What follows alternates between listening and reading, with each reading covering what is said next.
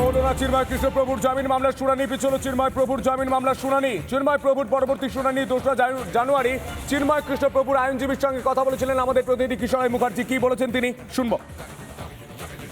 গোটা বিশ্বের নজর ছিল যে এবার হয়তো চিন্ময় কৃষ্ণপ্রভু আজকে জামিন পেতে পারেন, কিন্তু গতকাল থেকেই বা তার আগে থেকেই আমরা দেখছিলাম বারবার বিভিন্ন আইনজীবীর ওপর হামলা হয়েছে, ফেক মিথ্যে মামলা দেওয়া হয়েছে।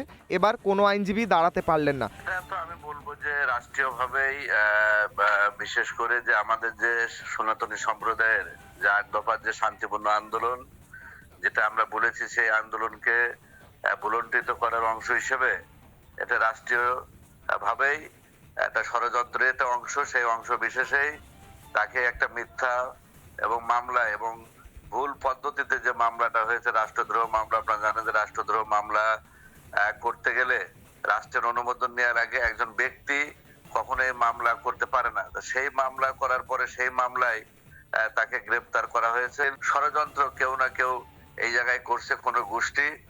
তাদের এক সহকর্মী আমাদের ভাই সাইফুলকে নির্মমভাবে হত্যা করা হয়েছে। আমরা সেটার অবশ্যই বিচার দাবি করি, দৃষ্টান্তমূলক শাস্তি দাবি করি।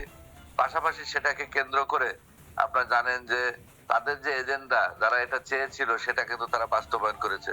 এর মধ্য দিয়ে বিভিন্ন আইনজীবীদের যারা সেদিনকে মামলায় শুনানিতে অংশগ্রহণ করেছিলেন বা যারা করে নাই, তাদের চেম্বার ভাঙচুর করা হয়েছে, তাদেরকে মামলায় আসামি করা হয়েছে। গতকাল 2 জন মুসলিম আইনজীবী তাদের জামিন শুনানির জন্য, তাদের ব্যক্তিগত যে মামলা হয়েছে তাদের বিরুদ্ধে সেই মামলায় জামিন শুনানির জন্য গিয়েছিলেন।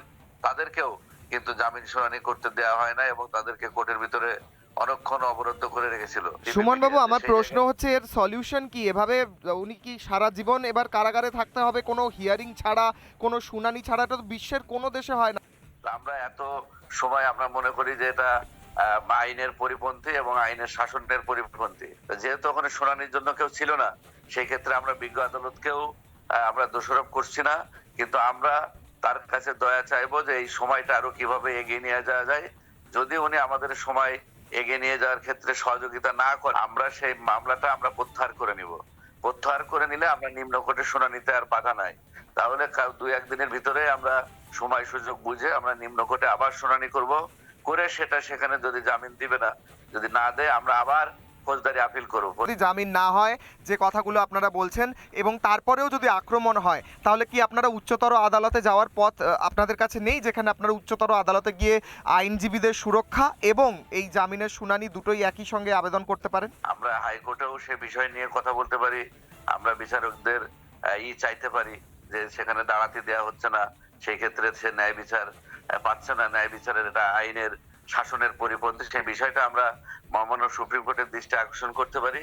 পাশাপাশি আমরা আরেকবার হয়তো চেষ্টা করব সেখানে পুটআপদের শুনানি করার জন্য, বা যদি উনি টাইমটা এগিয়ে দেন তাহলে তো কোনো সমস্যা নেই। যদি টাইম এগিয়ে না দেন তাহলে সেই মামলা প্রত্যাহার করার সুযোগ রয়েছে। মামলাটা প্রত্যাহার করে আমরা আবার নিম্ন কোর্টে শুনানি করে আবার আমরা ফৌজদারি আপিল করে তারপরে হাইকোর্টে যেতে। নানা ধরনের কন্টেন্ট দেখার জন্য লাইক করুন, শেয়ার করুন আমাদের ফেসবুক পেজ, সাবস্ক্রাইব করুন আমাদের ইউটিউব চ্যানেল। পাশাপাশি অন্যান্য ব্রেকিং নিউজের জন্য অবশ্যই চোখ রাখুন রিপাবলিক বাংলায়।